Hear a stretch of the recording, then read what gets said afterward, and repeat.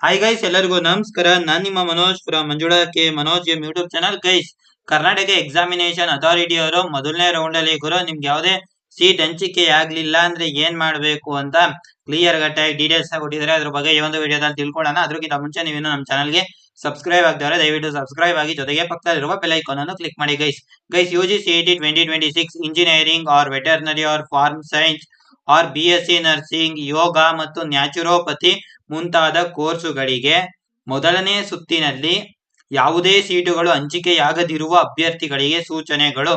ಮೊದಲ ಸುತ್ತಿನ ಸೀಟು ಹಂಚಿಕೆಗೆ ಆಪ್ಷನ್ಗಳನ್ನು ನಮೂದಿಸಿರುವ ಆದರೆ ದಿನಾಂಕ 15/7/2026 ಪ್ರಕಟಿಸಲಾದ ಮೊದಲನೇ ಸುತ್ತಿನಲ್ಲಿ ಸೀಟು ಹಂಚಿಕೆಯ ಫಲಿತಾಂಶದಲ್ಲಿ ಯಾವುದೇ ಸೀಟು ಹಂಚಿಕೆಯಾಗದೇ ಇರುವ ಅಭ್ಯರ್ಥಿಗಳು ಯಾವುದೇ ಚಾಯ್ಸ್ ಅನ್ನು ಆಯ್ಕೆ ಮಾಡುವ ಅವಕಾಶ ಇರುವುದಿಲ್ಲ. ಅಂತಹ ಅಭ್ಯರ್ಥಿಗಳು ಈಗಾಗಲೇ ದಾಖಲಿಸಿರುವ ಇಚ್ಛೆ ಅಥವಾ ಆಯ್ಕೆಗಳೊಂದಿಗೆ ಮುಂದಿನ ಸುತ್ತಿನ ಸೀಟು ಹಂಚಿಕೆಯಲ್ಲಿ ಭಾಗವಹಿಸಬಹುದು. ಎರಡನೇ ಏನಂದ್ರೆ ಗೈಸ್, ಸಿಂಪಲ್ ಗೈಸ್, ನಿಮ್ಗೆ ಯಾವ್ದು ಸೀಟ್ ಅಲಾಟ್ ಆಗಿಲ್ಲ ಅಂದ್ರೆ ನೀವೇನು ಚಾಯ್ಸ್ ನ ಕೊಡಂಗಿಲ್ಲ. ಇವಾಗ ಯಾವ್ದೇ ಆಪ್ಷನ್ಸ್ ಎಂಟ್ರಿ ಮಾಡಿದೀರಾ ಅದರಿಂದನೇ ನೀವು ಮುಂದಿನ ಸುತ್ತಿಗೆ ಮುಂದುವರಿಬಹುದು, ಅಂದ್ರೆ ಸೆಕೆಂಡ್ ರೌಂಡ್ಗೆ.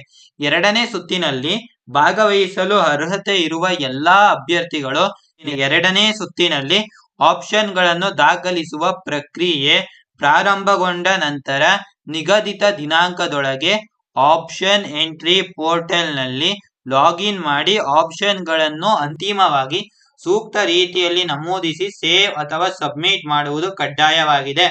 ಸರಿನಾ? ಈಗ ನಿಮ್ಗೆ ಸೆಕೆಂಡ್ ರೌಂಡ್ ಅಲ್ಲಿ ಭಾಗವಹಿಸಲು ಎಲಿಜಿಬಿಲಿಟಿ ಸೀಟ್ ಸಿಕ್ಕಿಲ್ಲ ಅಂದ್ರೆ ಇರತ್ತೆ. ನೀವು ಸೆಕೆಂಡ್ ರೌಂಡ್ ಭಾಗವಹಿಸಬೇಕು ಅಂದ್ರೆ ಗೈಸ್ ಒಂದ್ಸತಿ ನೀವು ಆಪ್ಷನ್ ಎಂಟ್ರಿ ಪೋರ್ಟಲ್ ಗೆ ಹೋಗಿ ಸೇವ್ ಮಾಡಿ ಸಬ್ಮಿಟ್ ಮಾಡಿ ಕೊಟ್ರೆ ಮುಗಿಯತ್ತೆ ಗೈಸ್. ಸರಿನಾ?